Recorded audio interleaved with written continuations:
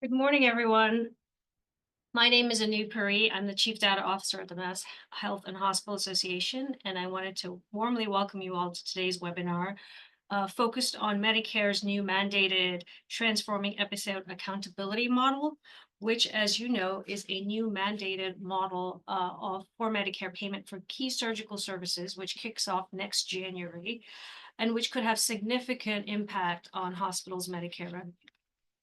A few logistics before we start the webinar. If you have questions during the webinar, please enter them into the chat feature as we are in listen-only mode. The questions will come directly to us and we'll do our best to address them as at the end of the presentation. I also want to take a moment to thank MHA's 2025 annual sponsors and strategic partners for their support in underwriting today's webinar. This is just one of many events MHA offers throughout the year to connect our members with leading experts on a variety of timely issues, such as the one today. And now I'm delighted to introduce our speaker, Alyssa Dahl, who comes to us from DataGen. Several of you may be aware that MHA has a long-standing relationship with DataGen, especially in the field of Medicare analytics. So Alyssa is the Vice President of Advanced Analytics at DataGen. She is an industry leader in modeling and interpreting current payment and policy issues impacting value-based revenue. She has supported healthcare providers across the nation to maximize their potential for success in APMs, alternative payment arrangements, and population health initiatives. She brings clients new insights thanks to her background in epidemiology and payment policy and quality measurement techniques. So I'm very grateful that she was able to take out time to be here today, and I thank you all for being here today, as we're really looking forward to this important discussion. So with that, I will hand it over to Alyssa to get us started. Over to you, Alyssa. Thank you. Thank you so much, and good morning to everyone who has joined the webinar this morning. I'm very excited to be here talking about CMS's newest mandatory episode-based payment model. As is customary with Medicare, a new model equals a new acronym. So now we have the Transforming Episode Accountability Model, otherwise known as TEAM, that's now on our horizon.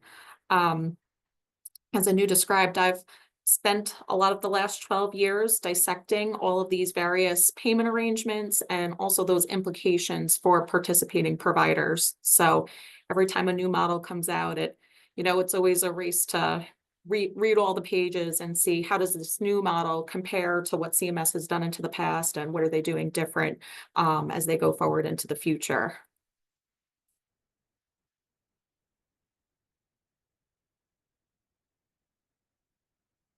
A few of the hospitals and health systems that may be on the call today might be familiar with DataGen. And as Anu said, we have partnered with the Massachusetts Health and Hospital Association for many years on Medicare impact reports for the Part A prospective payment systems. DataGen was founded over 25 years ago and is actually a subsidiary of the Healthcare Association of New York State. This slide is just a snapshot of DataGen's analytics and consulting services. And a significant aspect of this has been our expertise on many of the Centers for Medicare and Medicaid Innovations value-based payment programs, which is part of why I was invited to be here with you all today to speak about the new TEAM model.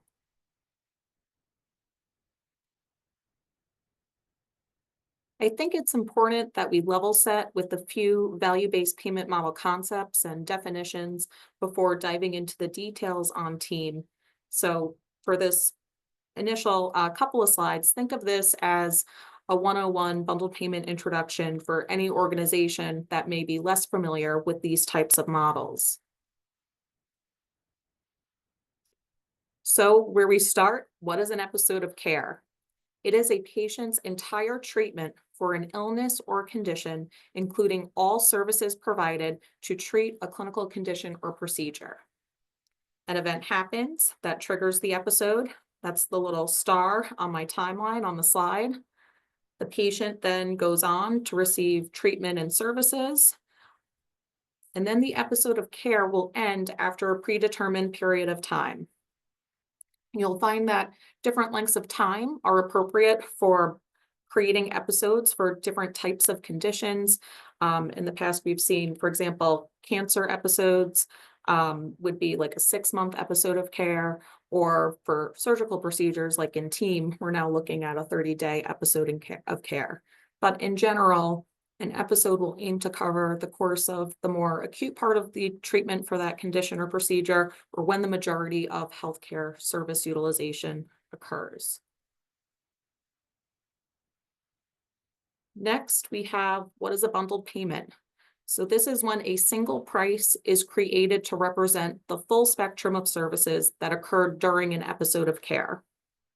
So in a more traditional acute-based bundled payment model, the episode is typically triggered by an inpatient admission, and the bundled payment will encapsulate expenditures for the inpatient admission, post-acute care, readmissions, and other Part B services like labs and imaging. Payments on facility claims and also professional claims will all be included into that bundled payment.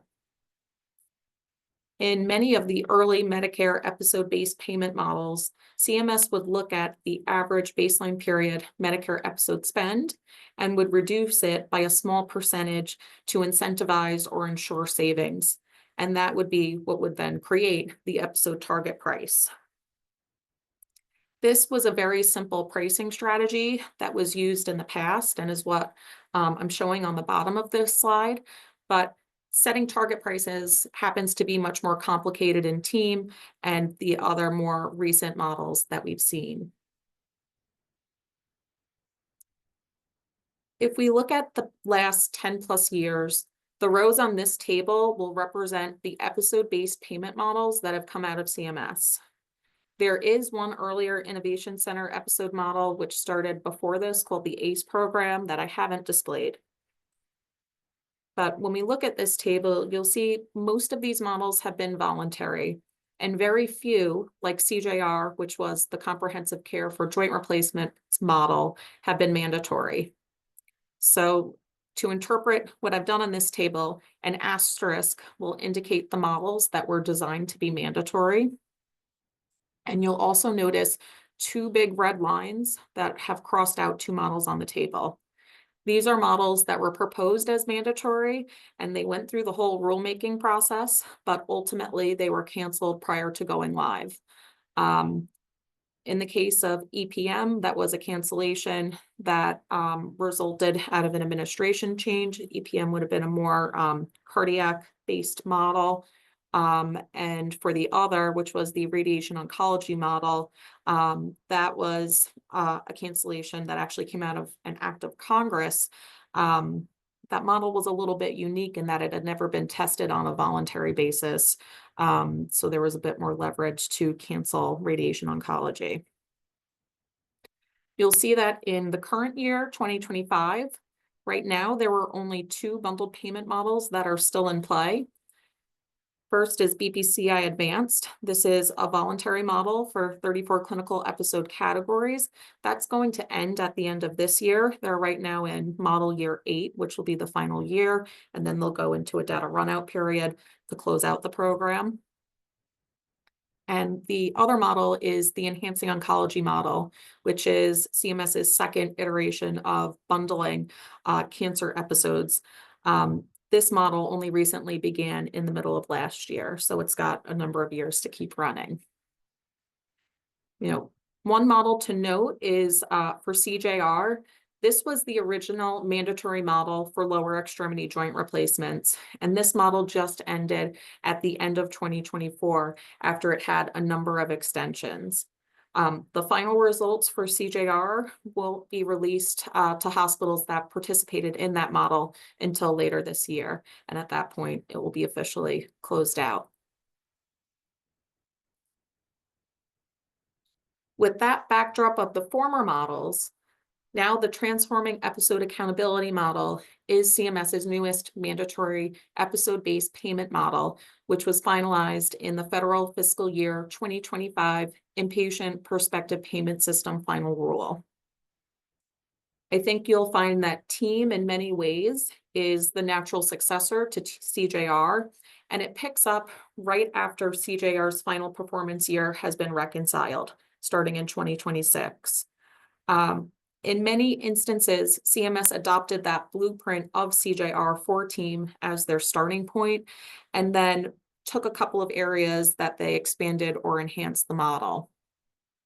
I went back and looked to the list of the original 67 metropolitan statistical areas that were in the CJR model, and I don't believe any had overlap into Massachusetts, at least for when CJR ran. So the mechanics of team, especially from that target price strategy perspective, may be new for many of the hospitals that are on today and that are going to be going on into the team model. We don't yet know if there will be another voluntary bundled payment model as an option for hospitals who were not selected for team when BPCI Advanced ends at the end of this year. You know, personally, my hope is that there is another voluntary option because it does provide that environment for CMMI to test and innovate.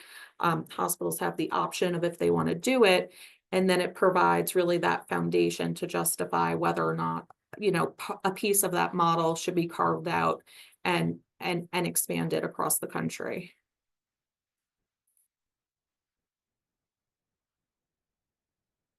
This is what team specifications look like at a glance. The model will run for 5 years from 2026 through 2030. Acute care hospitals in 188 CBSAs selected by CMS will be the participants. There will be a one-time voluntary opt-in that is made available to current CJR or BPCI hospitals in the CBSAs that were not chosen for team. And if any of the hospitals that are on the webinar this morning are a current BPCIA hospital, this month is the deadline to make your voluntary opt-in decision if it is right for your organization. Team applies to patients that are Medicare fee-for-service beneficiaries with both Part A and B coverage. This model will consist of 30-day episodes of care for 5 high-volume surgical procedures. And CMS will apply a discount factor to each episode type to ensure savings to the Medicare program, and quality will be linked to payment, which really at this point is a standard for most alternative payment models. Those were just a few key features of team. I'm now going to walk through some of the more specific details for that methodology. The majority of the hospitals in the team model will be under mandatory participation status. So that participation is mandatory for acute care hospitals located in any of the 188 selected CBSAs. This will include hospitals that have special designations like safety net provider status, rural hospitals, and there are a number of others. CMS initially proposed a low volume threshold policy that would be reevaluated for hospitals every performance year. But this low volume threshold policy that was initially proposed was not finalized in the inpatient final rule.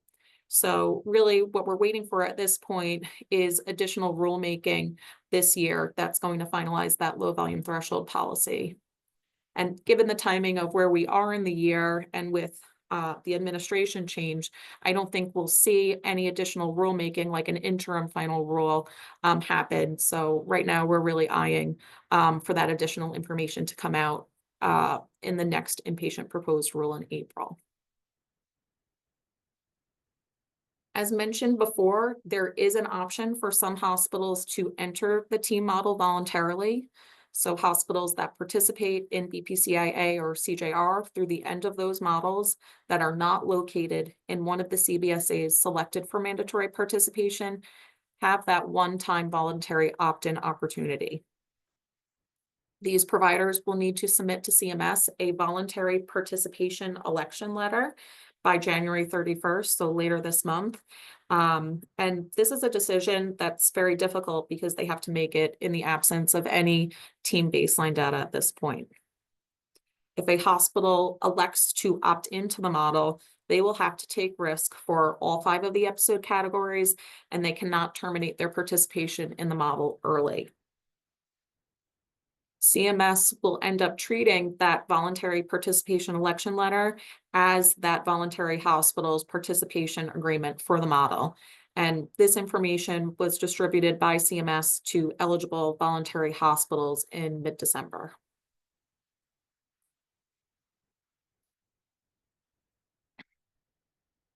Though CMS initially considered a total of 804 CBSAs across the country for participation in TEAM, this is a snapshot specifically of which CBSAs have overlap into Massachusetts that were considered. CMS used a stratified random sampling methodology to divide the eligible CBSAs into 17 strata. And each strata was associated with a different selection probability ranging from 20% to 50%. Some of the criteria CMS considered when assigning the sampling stratum included number of safety net providers, past exposure to CMS bundled payment models, the average Medicare episode spend in those markets, and also the number of hospitals that were in that CBSA.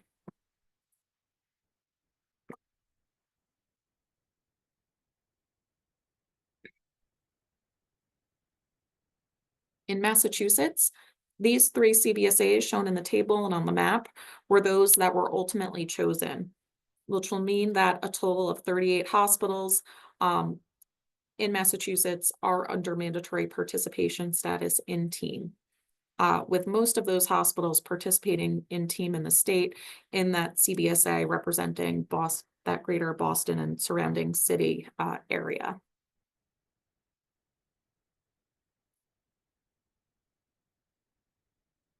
TEAM will have 3 participation tracks, which are shown in this table. All hospitals may enter the TEAM model in track 1 for performance year 1, and track 1 will have no downside risk. After the first performance year, hospitals will then move tracks based on several factors. If the hospital is a safety net hospital, they may stay in track 1 through performance year 3. If your hospital is one that has other special classifications like Medicare dependent hospitals, sole community hospitals, they will then move into track 2, and all other hospitals will move into track 3. Track 2 and track 3 both include two-sided risk.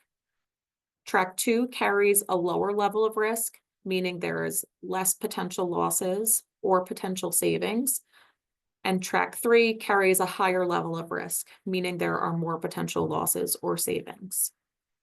And we see this difference in risk realized through the stop loss and the stop gain thresholds that CMS will be using, and also the adjustment of losses or savings based on quality measure performance.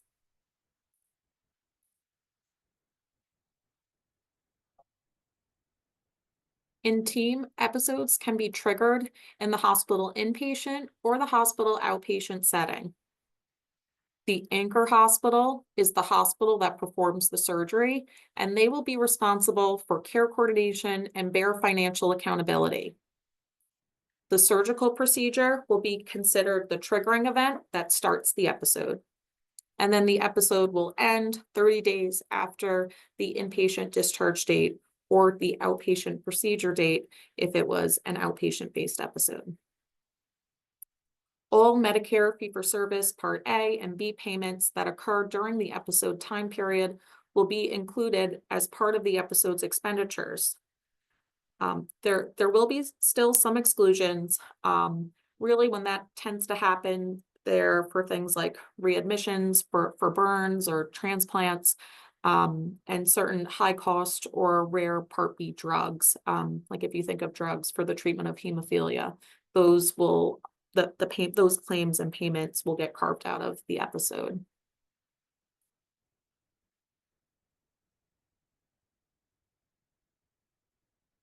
What we find is, despite CMS's best efforts to preserve simplicity, TEAM still has a very complicated target price methodology. This methodology compares most closely to what we saw CMS utilize for CJR's 3-year extension. First, CMS starts with a regional benchmark price. That's on the slide in that first green box to the left.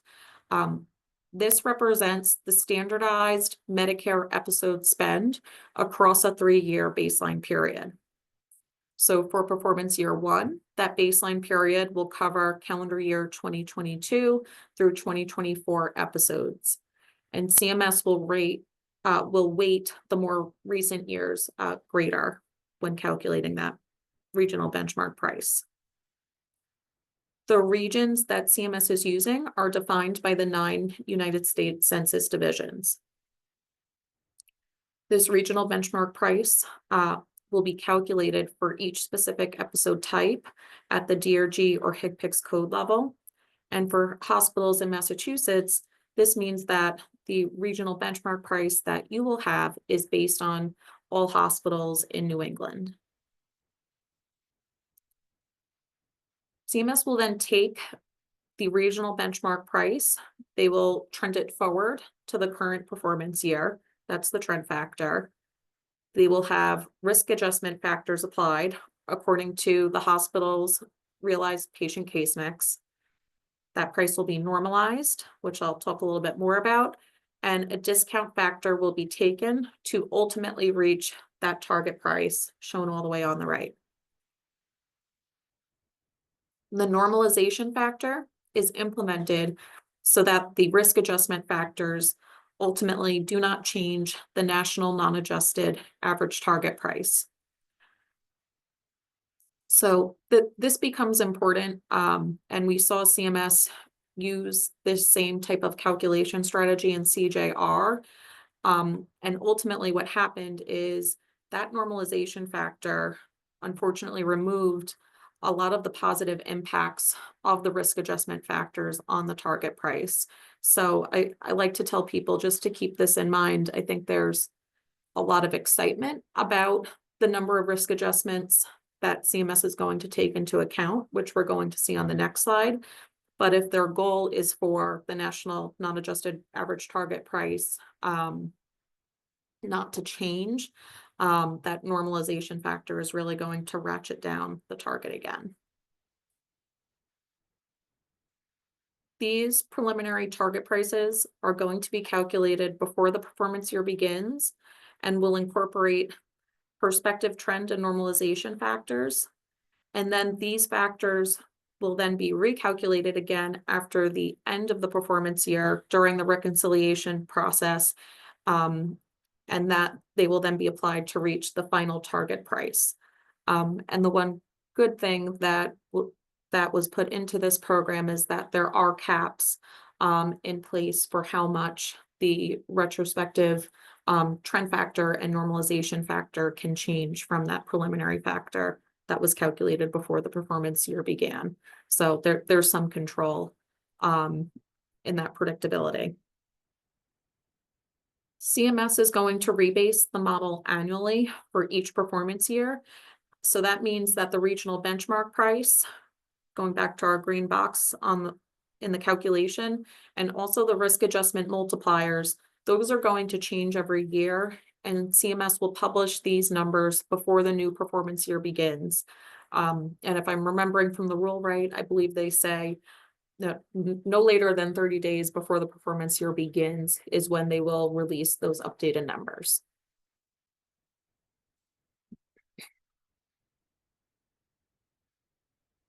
There are 3 types of risk adjustments that will be part of TEAM's target price methodology. These include hospital characteristics like bed size and safety net status, consideration for beneficiaries' social risk, and in this case, CMS is looking at 3 different factors that would give that particular patient's episode a binary flag of yes, this beneficiary has social risks. So they would be looking at the full dual eligibility status, qualification for the Part D low income subsidy, and also the area deprivation index, both on a national and state level. And the last grouping of factors are the beneficiary specific characteristics. And these are primarily related to demographic, clinical, and procedural history of the patient. CMS will calculate these risk adjustment factors for each specific episode type at the DRG or HCPCS code level, and also within each region. It's important to note that there are still some aspects of this risk adjustment strategy that are unknown. The really big piece, for example, is the look back period for identifying comorbidities.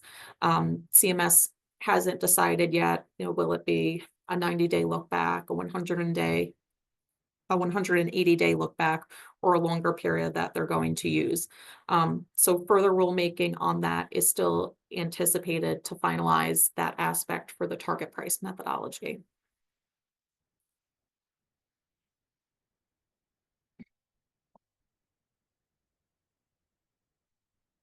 CMS will also assess a variety of quality measures in the team model as part of their quality measure strategy. And CMS tried to balance both measure availability, alignment with other models, applicability to the episodes, and also the reporting burden when selecting these measures. In the first performance year, hospital-wide all-cause readmissions, PSI 90, and patient-reported outcomes for total hips and knees will be considered. And then after the first performance year, CMS is going to drop PSI 90 and 3 new measures will be considered. So then those are falls with injury, failure to rescue, and post-operative respiratory failure. CMS is going to look at the raw quality scores for these measures. They will be scaled. And then within each clinical episode category, they will sum and weight by episode volume to derive the composite quality score. And what's important about the CQS or the composite quality score is that this can make negative reconciliation results less negative if there is good quality, or they can make positive reconciliation results less positive if there is poor quality. And on this table, I've included the CMIT IDs and the MUC IDs to help find the specs for these measures if anybody is interested. The CMIT refers to the CMS measure inventory tool where you can find those measures, and the MUCs, those are measures under consideration where HHS is considering adopting these for programs.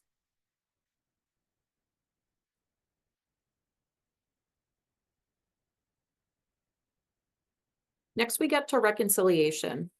So reconciliation will occur once for each performance year and team, and this happens about 6 months after the end of the performance year, ensuring that there is sufficient claims data run out for the episodes. CMS will finalize target price calculations, quality adjustments, the stop loss and stop gain limits for each hospital based on their episode volume, and they will also summarize the total episode expenditures for the hospital.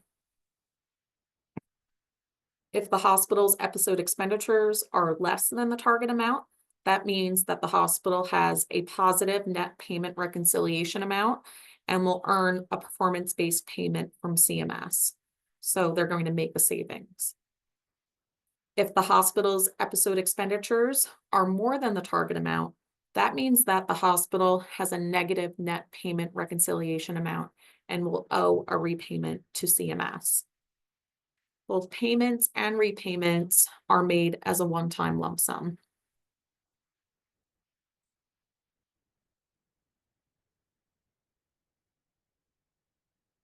There are a few additional aspects to the team model that are worth mentioning, and I'll go through each one of these separately. Health equity is addressed in several ways. The target price methodology includes social risk adjustment based on dual eligibility, Medicare Part D subsidy eligibility, and the beneficiaries area deprivation index. hospitals can also voluntarily collect additional demographic and health-related social needs data and could submit a health equity plan outlining their goals, intervention strategies, and performance measures. That is one aspect of team that changed between the proposed and final rule. Initially, CMS was going to require submission of that health equity plan, and they've since rolled that back and have made it a voluntary option. Next, we have the waivers.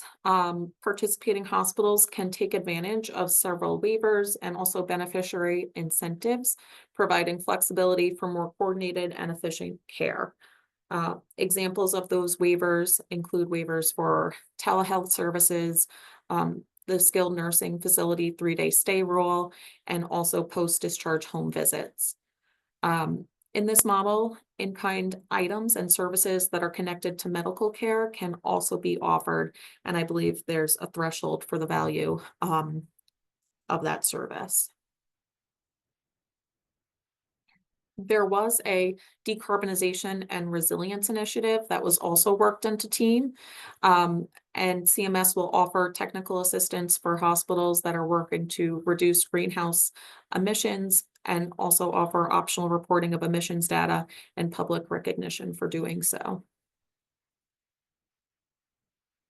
There is requirement of beneficiary notification in team, and this is actually pretty common in alternative payment models from CMS, where the hospital will need to notify the beneficiary of their inclusion in the team model so that they understand how the model may impact their care, their freedom of choice, and they also have the ability to report concerns to CMS. And lastly, is an item related to gain sharing. Hospitals are allowed to engage in financial relationships to share reconciliation payments or potential recoupment amounts as a way to engage and align other providers and suppliers that are involved in the episode.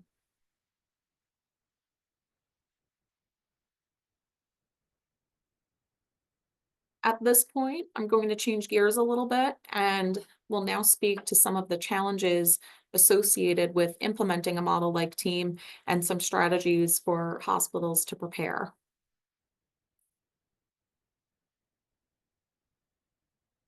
TEAM has complex program rules that can be difficult to grasp, particularly for hospitals with limited staff and experience in value-based care. This model complexity can lead to confusion and potential missed opportunities in implementation. So the first strategy that we have is to build out your team. Hospitals should identify individuals who will need to be involved in the model's implementation across the entire organization. A multidisciplinary team of professionals will need to collaborate to standardize and execute care delivery. And a clinical champion should be identified who will have a critical role in creating buy-in for the model and any associated care redesign activities across the organization. Hospitals should also invest in comprehensive education to familiarize staff with TEAM's requirements and specifications. This includes training sessions, workshops, and resources that explain the intent of the model, specific program rules, and their role in its implementation. Involved staff members will need to understand the surgical procedures that are included and also the standardized care protocols and workflows that they will need to follow.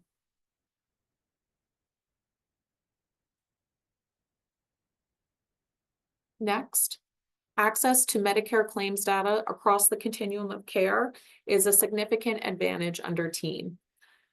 However, making sense and leveraging data to identify problems and drive improvements can be a daunting task. The data that CMS provides can be cumbersome, and it takes sophisticated technical claims knowledge and an understanding of the underlying Medicare prospective payment systems to make something useful out of it. So the second strategy that I have is to understand your hospital's analysis resources. When thinking about your hospital's internal analysis resources, these are some questions to ask. Does your organization have data analysts on staff? Does your organization's information technology team have the bandwidth to process monthly claims files from CMS? Do your technical team members have the needed skills, business intelligence tools, and time needed to evaluate episodes of care data? It's critical that hospitals begin to ask these questions early about their internal capabilities so that they can begin preparing. Hospitals in CBSAs selected for mandatory participation should start evaluating their historic performance before the model goes live. It really gives you that sense of how am I positioned in the market for team. And especially because your hospital is going to have a market-based basis of your target price. It's based on for hospitals in Massachusetts, all of the hospitals in New England. It's not like prior models where hospitals were just trying to improve against their own prior historical experience. So this is something that you need to decide. Can you support it internally? And it is added work to those staff that are in technical and analysis roles, or it may be more cost effective for your organization to then outsource these resources. The months leading up to the model's go live date are critical for conducting opportunity analyses and to really understand and plan for the needed care delivery improvements and who needs to be involved in that work. Enlisting the support of data experts who understand Medicare payment policies and claims data can not only enhance interpretation capabilities, but also the timeliness of needed data analytics. These experts can help identify key performance metrics, they can benchmark performance, and also spot trends and derive actionable insights. Consultants can make the process of switching to value-based care easier and provide necessary data, that program-specific education, and also bandwidth for your team. So I suggest look for partners who go beyond the analytics. You want to have education on the model and also feel empowered as you evaluate that data so that you can really understand what is driving performance and be able to communicate those findings to the people who need to know throughout your organization.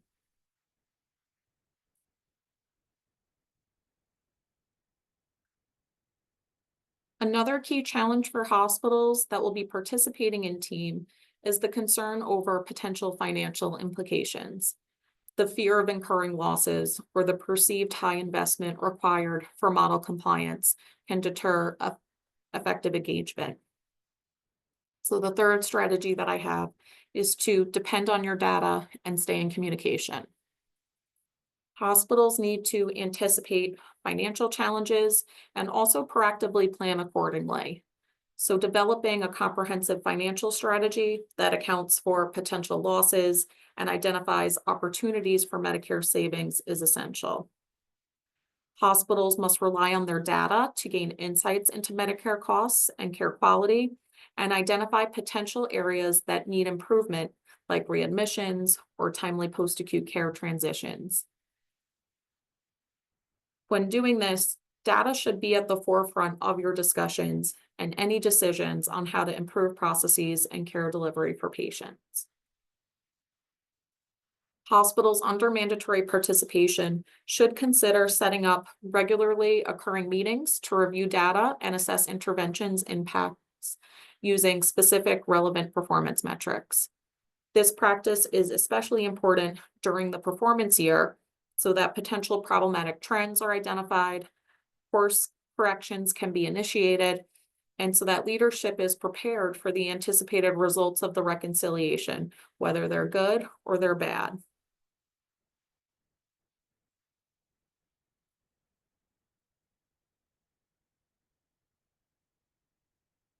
DataGen has a history of helping hospitals that participate in Medicare's value-based payment models. So I'm going to share a little bit of information related to what that support looks like. TEAM is one of DataGen's newest models to support. However, over the last 13 years, we've worked with providers in accountable care organizations, episode-based payment models, primary care transformation models, and also other state-based models. We've worked with hospitals of all shapes and sizes across the nation, including within the state of Massachusetts. This is a timeline for TEAM and represents when the rulemaking happened. The proposed rule was last April. Then we had the final rule that came out in August. Where we are today is here, right at January of 2025. And then we really don't anticipate data until later this year before the model begins on January 1st of 2026. That's the second star shown on the timeline. Hospitals that will be participating in TEAM at this point are going to have now less than 1 year to prepare for when the model goes live. Now, thankfully, there is the first performance year will have no downside risk, but it's still important to start getting a feel for where your hospital stands now, because change takes time. And, depending on how your hospital compares to the market, there may be things that you need to change, or impacts that you'll need to prepare for. Calendar year 2024, you may recall, is the final year that's in the TEAM baseline period. So we don't expect CMS to release baseline data to participants until Q4 of 2025. CMS is going to need sufficient claims data run out before that they can process that data and finalize all of their underlying pricing models. And we typically see this for most models. Usually comes out the quarter before the model goes live, so around October or November. When the model then does go live, you'll begin receiving monthly data feeds from CMS. You would probably expect to begin receiving monthly data either in mid-February or in mid-March. And then at that point, you'll get that monthly feed of what episodes are being triggered for your hospital and also which claims have come in for those episodes. DataGen has 2 services to help support hospitals that will be in TEAM. And they're shown now on this slide. The first service is DataGen's TEAM opportunity analysis. DataGen simulates TEAM episodes of care or shadow bundles using claims data from the National Medicare Standard Analytic File limited data sets, triggering every potential episode across the country.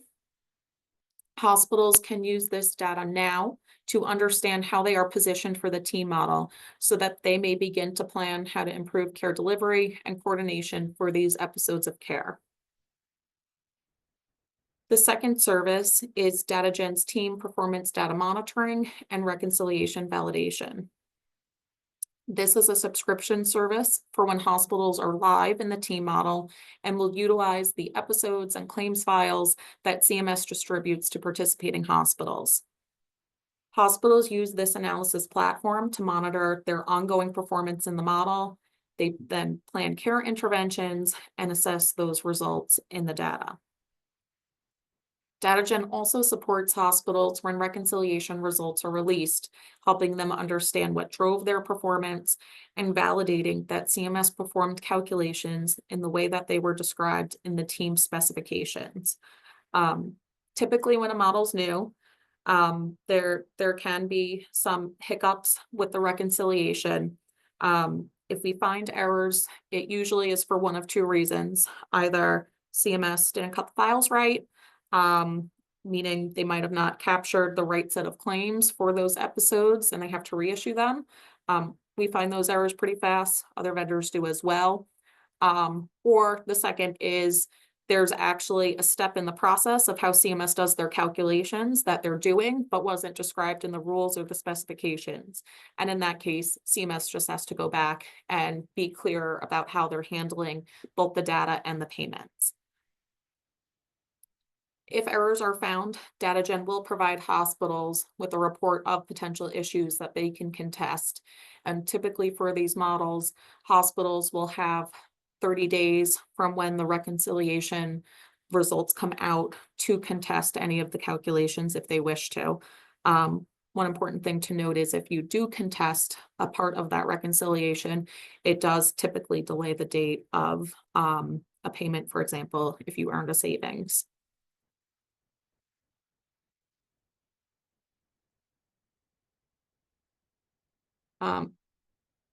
You may be thinking, why should hospitals consider conducting opportunity analyses with simulated episodes of care or shadow bundles to prepare for team? There are numerous benefits, some of which are shown here. Hospitals can assess utilization and performance within their team procedure specific bundles. And this episodic data can be used to identify issues and monitor internal quality improvement projects. It can allow hospitals to better understand their costs to Medicare and may also present opportunities for the standardization of care patterns.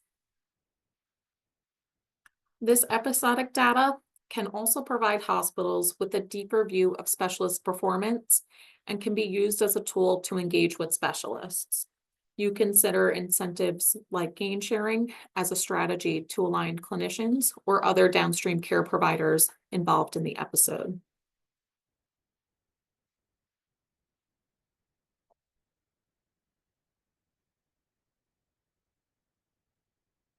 Building a strong analysis foundation is important for all hospitals that will be participating in team. And these are 4 concepts or types of analyses that I think really boil down what is most important to understand when working with episodes of care data.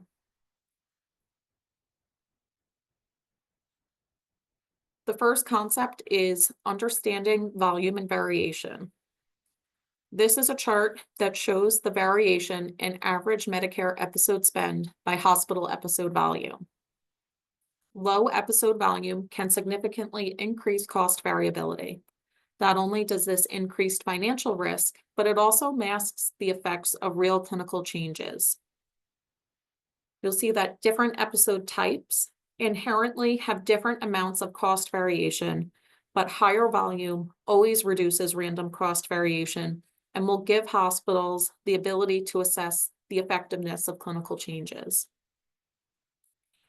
We don't yet have a low volume threshold for hospitals and team. So if you're a hospital that would have lower episode volumes for the 5 included procedures, this is very important for preparing for what your reconciliations may look like. If you're on that cusp of low volume, that random error that happens can make your reconciliation results less predictable than hospitals that have higher episode volumes. In the proposed rule, the low volume threshold policy that was proposed was a minimum of 31 episodes across for all 5 clinical episode categories combined across the 3-year baseline period. So if you were to boil that down, the hospital would at least have to have 2 episodes per episode category per year. That's a very low volume threshold policy. A lot of stakeholders had objections to that policy and commented on that proposal. DataGen provided comments to a number of organizations who put it into their letters. When the final rule came out, CMS said that they needed more time to determine what their policy would be. So that's why we don't have a policy right now. I imagine CMS has gone back to the drawing board and there will be a policy, and hopefully it sets the thresholds a bit higher than what they initially put into the proposed rule.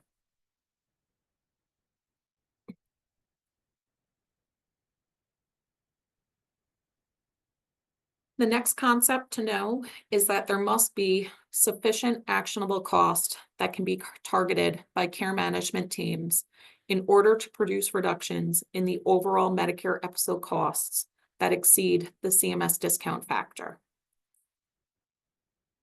This chart shows the average payment per episode for each of the 5 surgical episodes that are in team. The red percentages that are displayed above each vertical bar represent the proportion of the episode's Medicare spend that is actionable. And this term actionable is something that we termed a data gen. Other organizations might use it too, but we consider that to be all costs, to be all Medicare payments that are in the post-anchor time period that are not for professional services. And those tend to be, the higher cost things that a hospital could potentially target in the episode to actually change. A big piece of what would be considered inactionable, which is that blue category, if it's an inpatient episode, a majority of that's going to be the DRG payment for the anchor admission. That's not something that the hospital can change. That's going to be a fixed fee, for any episode, depending on the type of trigger that the episode has. So that's why we try to distinguish, what do you have no control over versus what can you potentially leverage in trying to change what your Medicare episode spend looks like.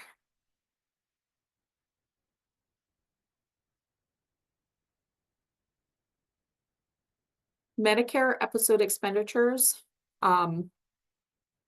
related to post-acute care and readmissions will be the majority of what accountable hospitals and team will need to target. And different strategies to reduce Medicare episode spend will be appropriate for certain types of post-acute care and will really vary by clinical episode category. So in this chart, you can look at the distribution of team episodes by the first setting of post-acute care following the anchor procedure. Since teams episodes are only 30 days in length, this first care transition may make up a large proportion of the post-discharge Medicare episode spend. And you'll see for each of these episode categories, there really is, a very different profile of what that distribution looks like. Hospitals should assess the appropriateness of the first setting of post-acute care, the choice of provider, if they are in your preferred network, and also look at downstream performance indicators like rehospitalizations, length of stay, and star ratings where applicable.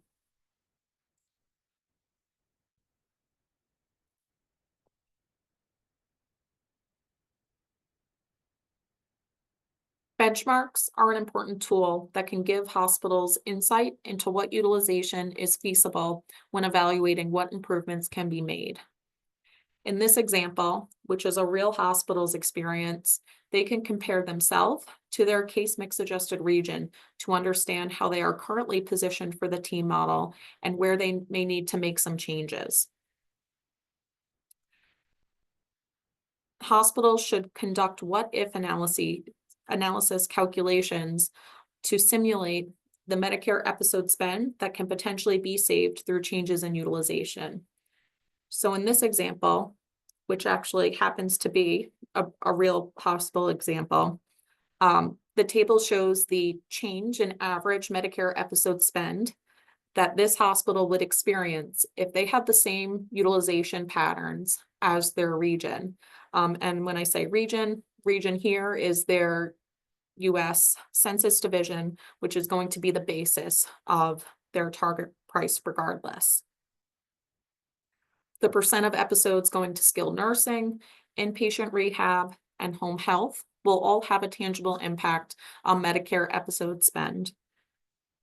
You should also consider length of stay in the nursing home and the number of home health visits, because that will also impact the amount of Medicare episode spend. So those are factors that also matter. These are the levers that hospitals have to work with in order to achieve performance that is lower than the regional team target price. And I think this is really important to think about considering some of the recent model evaluations that have come out and publications recently. A couple of weeks ago in December, There is a report published in the American Journal of Managed Care where the Institute for Accountable Care's analysis suggested average losses of about $500 per episode, or up to 15% of that hospital's Medicare fee-for-service revenue, depending on the hospital's procedure volume. So this model can have an impact on that overall look at fee-for-service revenue.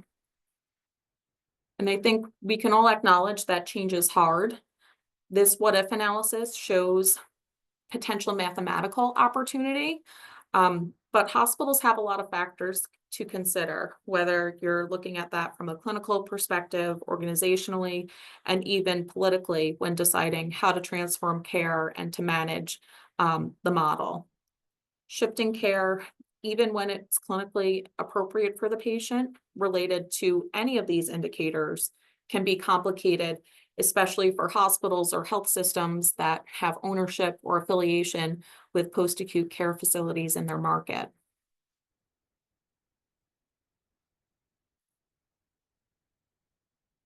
I have a few concluding remarks and reminders for you as we near the end of this presentation. The first is all mandatory hospitals will need to identify 2 primary points of contact with CMS for team-related communications. I'm sure most of the hospitals on the webinar today have already done so, but if your hospital hasn't, there is a form to complete on CMS's team website. It's pretty easy to find on that initial landing page. Just got to scroll towards the bottom. If your hospital is eligible to opt into team, a few weeks ago, CMS provided the voluntary election participation letter form. This must be submitted to CMS by January 31st, 2025. You have until 11:59 p.m. Eastern Standard Time to make that submission. They do provide an email address that it needs to be sent to and indicate it must be an attachment. Stay alert for further rulemaking, in particular, the federal fiscal year 2026 inpatient prospective payment system proposed rule. The release of that rule is anticipated in 2026, and I think that's where we're going to see the additional information on the target price methodology and also the low volume thresholds. And if your hospital is considering data analysis support in team, feel free to contact DataGen for a platform demo. We do these demos with data representing your hospital CCNs because we have the data for the nation and have gone through the process of programming and triggering episodes for every hospital in the country.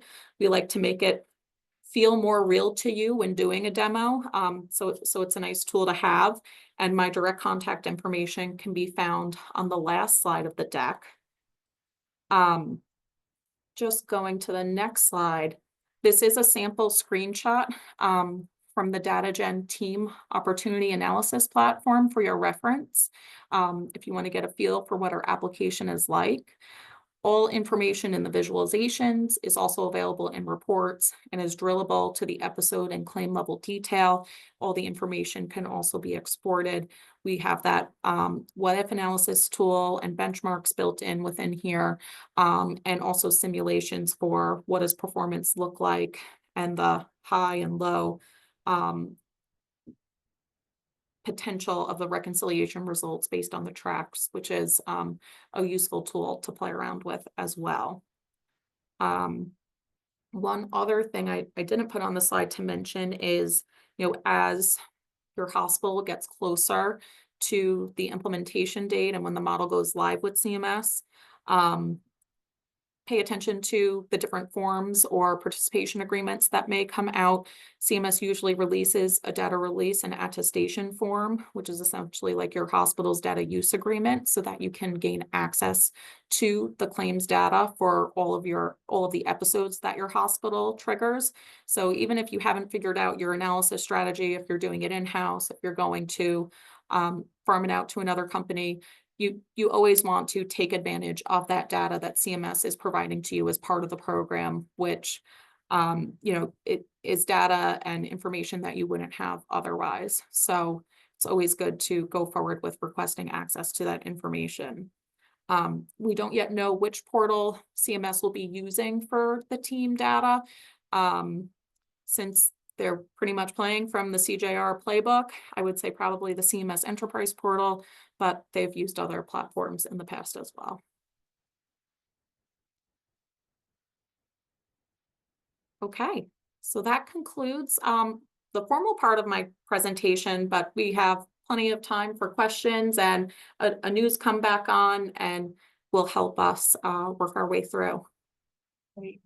Thank you so much, Alyssa. That's a lot to go through, lots of moving parts. And as we've stated in the past, these procedures comprise about 10% of inpatient Medicare revenue for hospitals. So some of that is at risk. So this is a big deal. And hospitals really need to be prepared. So thank you for kicking that off for us. Do have some questions here. A couple of them are related to data gen specifically, which I'll get to in the end. Let's tackle this one first. One of the listeners asked if they can use MSSP, MCP beneficiary claims data to approximate baseline and performance information. So I would say the big factor in how well those claims compare to your population for team would be for your hospital, how well does your ACO program's population overlap with the population that your hospital would have trigger episodes under team? Every ACO and hospital relationship is a little bit different, so just something to think about with that data. But I would say the MSSP data, or the data that you have for Making Care Primary, is the CCLF files. It's very rich in information, and also for ACOs and MSSP or ACO Reach, as of last February, CMS started providing your organization's shadow bundle data files. Now, those shadow bundle files are based on the BPCI advanced specifications, which are 90-day bundles. But theoretically, you could go through, it takes a bit of programming, but you could cut those at 30 days, do some proration of the dollars at the end, and could use that as a proxy if you wanted to initiate the endeavor on your own. So I would say the two things to consider are, how good of a match is the attribution, because for your ACO, it's based on primary care, plurality, or voluntary election. For your hospital, it's really whoever's coming through the door for triggering that procedure. And then are you up for the task of prorating your claims and going through that exercise? But it's still a good idea, especially you get the longitudinal look at least of what your trends are. Not as good for benchmarking because you only have access to your own information, but I would encourage you to use all of the tools and all of the sources of data that you have at your disposal. It's to your benefit to do so. Thanks, Alyssa. Another question was, for inpatients, does the total cost of care include the cost of initial hospitalization at the anchor hospital, or just the cost that begins upon discharge? It also includes the cost of that initial hospitalization that triggered the episode. And if you go back to the slides, there's that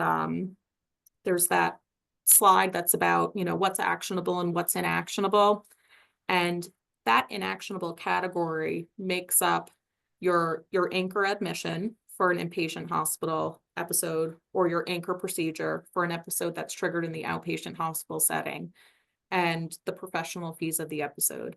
And for most of the episode, that can account for 50% or more of the episode spend. You can't change your DRG payment, unless you had a short, long stay type of situation, but that's not, those types of outliers aren't typical. So yeah, that constitutes a big amount of the episode spend that's just going to be there no matter what. Another question, there's lots of these coming in. If your Medicare ACO patient admits to an outside the ACO hospital for one of these procedures, which ACO is responsible for the bundle payment / care coordination? Is it the CMS designated ACO for the patient or the admitting hospital? So in team, there is no carve out for whether or not the beneficiary is aligned with an ACO, and the accountability is going to go back to the triggering hospital. So from the triggering hospital's perspective, you know, if the patient has a readmission at another hospital, regardless of what hospital that is, whether it's their own hospital, those costs are still going to be part of that total episode payment. The model really pretends that the ACO programs don't exist at all. Those beneficiaries are still going to trigger, and ultimately, you're not going to see the cost accountability on the ACO side as much, but you will see it for, at least in the perspective of team, for the triggering hospital. That being said, if you have an ACO that's participating in the market that overlaps with team, and that is a beneficiary that's aligned with your ACO, your ACO is still accountable for the total cost of care. So that readmission, or, you know, every patient staying in skilled nursing for a full 30 days is still going to impact total cost of care for your ACO as well, if they are aligned to your population. So it is mutually beneficial to be working on these things from both the hospital and the ACO perspective. Another question, what advice would you have for hospitals that were not selected to participate in the team model program? And actually, there's a related question to this, so you could probably tackle both. Somebody asked if there's a list of mandated hospitals on the CMS website. And I know there is, but you could speak to that, Alyssa. But the question is, what advice would you have for hospitals that were not selected to participate? And when would those hospitals feel the impact? Would it be after 2030? So a couple of things to say there. So the easy thing for the list of mandatory hospitals, as Anu said, it's on the CMS team website.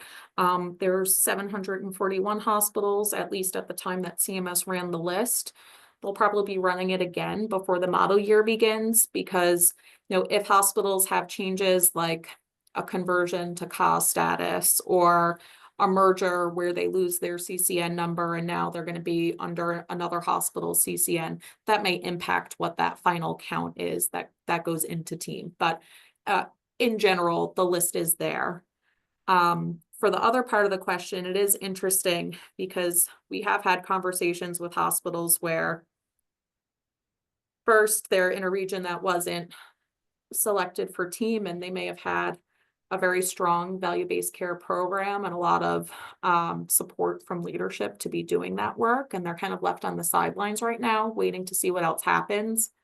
You know, also for hospitals that have managed to stay in BPCI Advanced through the end, and BPCI Advanced has seen a lot of participation ups and downs as the rules of that model have changed. But it's interesting when you talk to a hospital that's still in BPCI Advanced that wasn't in a mandatory CBSA, they're disappointed that they're not mandatory, even though they still have a voluntary opt-in option. But it's a harder sell to your leadership of, we weren't chosen for this thing, but we want to do it.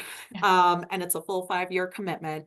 But you know, for a lot of these hospitals, if they've made it for this long through BPCI Advanced and whatever models that they've done before, I mean, they've had a lot of commitment to the work of value-based care. So, you know, I think from their perspective, they fear that, you know, they're going to lose some of that strength by not being in the model and not having that incentive.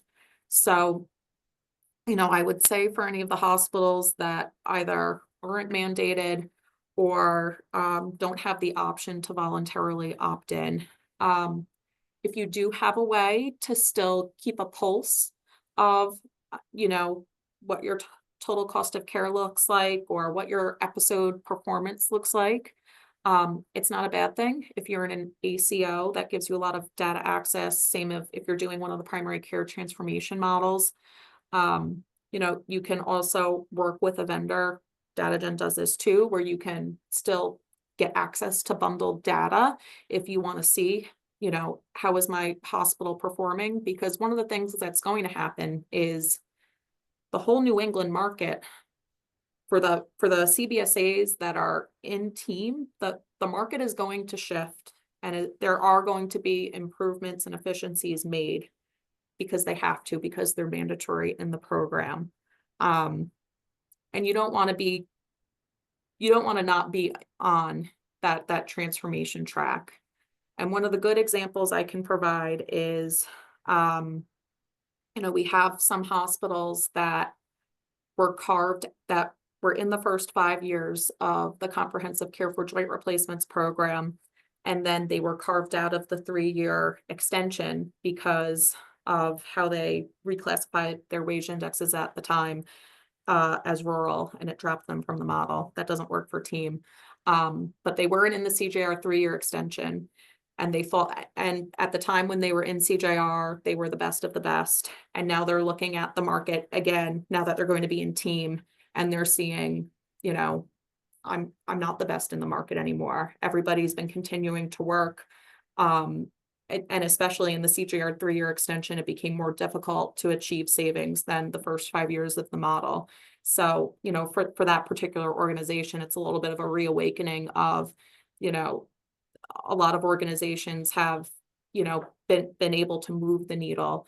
And if you're not in the program, you might not have as much buy-in and commitment to doing it. So a lot of different things to consider there. We do hope that there's another voluntary model. We have no inclination yet of which way CMS is going, but I mean, I would say at least politically, voluntary models do have strong endorsement from, both sides of the aisle because of that voluntary status versus a mandatory, which is a little more controversial. So my hope is that we see sometime in this year an announcement of, that successor to BPCI Advanced. There's a lot that we don't know. There was a question about whether this will become mandatory after 5 years, and I imagine your answer will be we don't know. Yeah, we don't know. The strength of a mandatory model is you're not at risk of the same type of selection bias of providers dropping out as the voluntary models to do that actual model evaluation to see, have we actually produced savings for Medicare, or have we improved outcomes? For all of these models that come out of the Innovation Center, there are basically 3 ways to be considered successful. So you either reduce costs and don't change quality, you change quality but don't reduce costs, or really the gold standard would be it's a model that both reduces costs and improves quality. And hitting any one of those numbers tends to be a justification for continuation of a model. If there are certain things that happen in the 5-year period that impact the ability for CMS to have that evaluation, they could end up extending the model and changing some of the provisions, which is actually why CJR had a 3-year extension, because CJR was originally just based on inpatient episodes. And then when certain procedures were removed from Medicare's inpatient only list, that changed CMS's ability to evaluate how care was continuing to be improved. So when hips and knees came off, that impacted their 5-year evaluation. So when the 3-year extension came out, those outpatient-based episodes were incorporated into the model for the first time. I just want to make sure we get to the questions related to data gen because people are dropping off. Just to clarify, so MHA has a relationship with DataGen. We've had it for as long as I've been here, which is more than 20 years, for Medicare analytic reports and impact statements, which we share with members on a regular basis. I think it would help, Alyssa, if you could clarify, how is this particular resource and offering different? So the questions specifically are, is DataGen a free resource to participating hospitals? Can we use the what if tab now in DataGen? And then also, how do we get in touch with DataGen for help on this. So if you could just take all three of those together, that'd be great. Yep, absolutely. So for DataGen's work on alternative payment models, it is not a free resource. So your hospital or health system would contract with DataGen directly for the opportunity analysis. It's a one-time fee type structure. For performance monitoring, it's a subscription type service. So just not to interrupt, but just to clarify, the impact reports that we obtain in partnership with DataGen is a resource that MHA makes available for free to members. This particular offering is separate from that, and it would have to be paid for by the individual hospital and health system. Yep. For any hospital that is interested in reaching out, my contact information is on the last slide. You can also always reach out to your colleagues at MHA that can pass it along, or you could find me on the DataGen website. And for anybody that is interested in the opportunity analysis, that what if tab or page is something that's already baked into the tool, as well as all the benchmarks. So the way that we like to train people to look at it is, you look at your benchmarks, whether you want to compare to academic medical centers, other hospitals in your region, other hospitals of the same bed size. It really gives you that sense of, well, what performance is actually feasible rather than coming up with something that's just not even possible. Then you look at how you compare, see where you're over or under, and go to the what if analysis. And that's where you plug in, okay, I want to, reduce my skilled nursing facility length of stay by 3 days. And maybe that means I'm going to up my home health utilization for percent of patients receiving home health, but maybe I can still control the number of visits. And you run through those simulations to see, what dollar impact can these changes have if it was something that we tried to target. So that is already in the tool. Since we have a few more minutes, I'm going to go ahead and ask the rest of the questions. So these go back to how the model itself. So would the ACO be responsible for the settled value of the bundle or the fee for service value? The ACO will only have accountability for their attributed population's total cost of care in comparison to their benchmark, which is, the standard for how the ACO is evaluated. Your beneficiaries could have bundles that claims data. If that person is attributed to your ACO, all of those claims would still be part of your total cost of care, but your ACO would not be responsible for the performance of that bundle. The hospital that triggers the episode is going to bear the financial accountability for that episode's success. Yeah, we may have to illustrate this through pictures Yeah. at some point. 2 questions related to quality reporting. Advanced care planning, is it the case that advanced care planning will no longer be a quality measure? And has Medicare dropped the 30-day readmission penalties for congestive heart failure, pneumonia, and COPD? So for advanced care planning, at least right now for the proposed quality measure set in team, advanced care planning is not one of the quality measures. I'd say it's actually surprising because, it seems like in the last 5 or so years, advanced care planning almost became a standard for a lot of the bundled payment programs. It was in BPCI Advanced, it was in the oncology care model.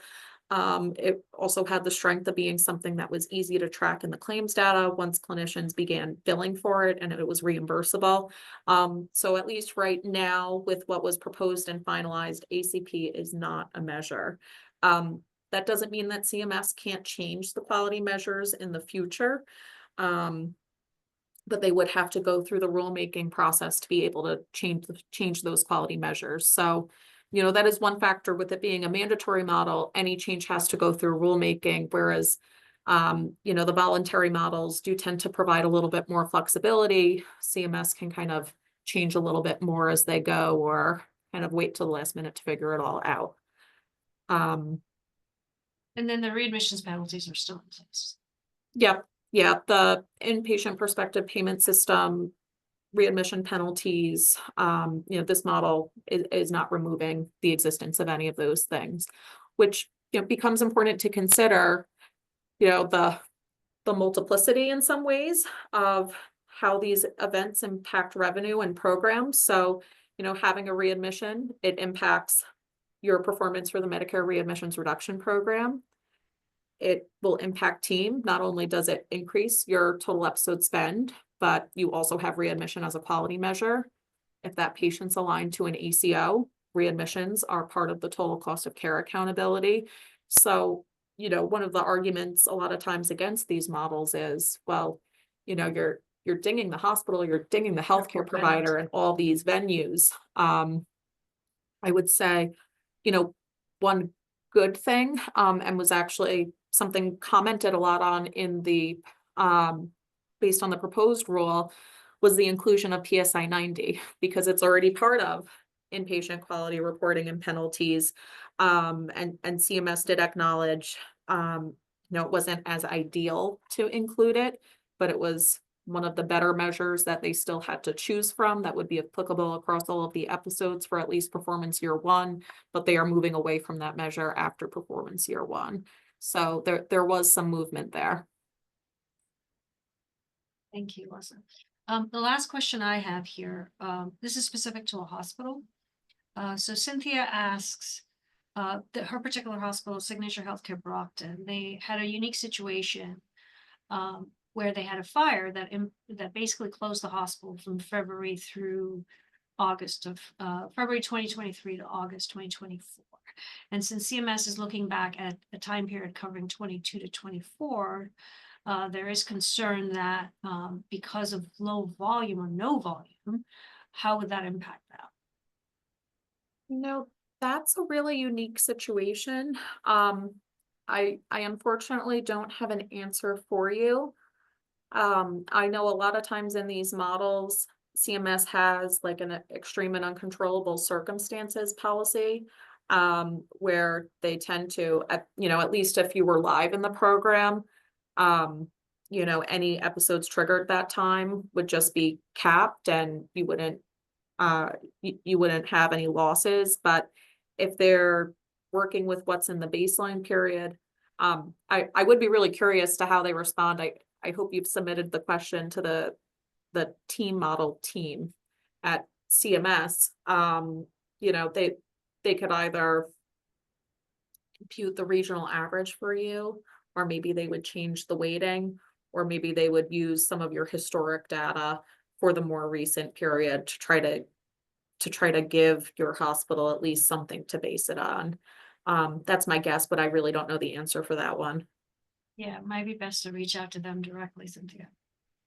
And then another question that I'd missed, for a lower joint replacement, is the episode payment the same if the procedure is performed inpatient versus outpatient? Yes, CMS is going to be setting site neutral target prices, so that will impact the joint replacements. It's also going to impact the spinal fusion episodes as well. Those are the questions that I had, and I don't see anyone that has come in since. I apologize if I missed your question. I tried to get all of them.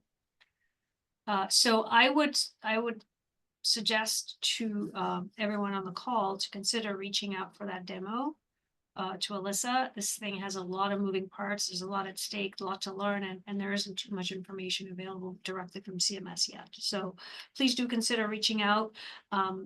I can certainly endorse DataGen's,